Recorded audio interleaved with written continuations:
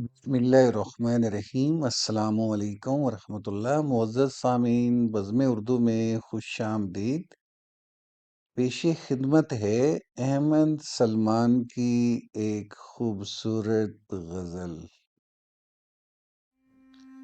جو ہم پہ گزرے تھے رنج سارے، جو خود پہ گزرے تو لوگ سمجھے۔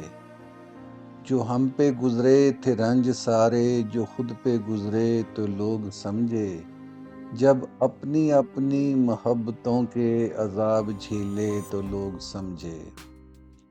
وہ جن درختوں کی چھاؤں میں سے مسافروں کو اٹھا دیا تھا، وہ جن درختوں کی چھاؤں میں سے مسافروں کو اٹھا دیا تھا، انہی درختوں پہ اگلے موسم جو پھل نہ اترے تو لوگ سمجھے۔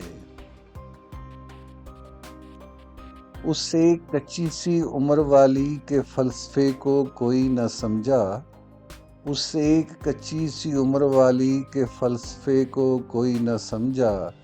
جب اس کے کمرے سے لاش نکلی، خطوط نکلے تو لوگ سمجھے۔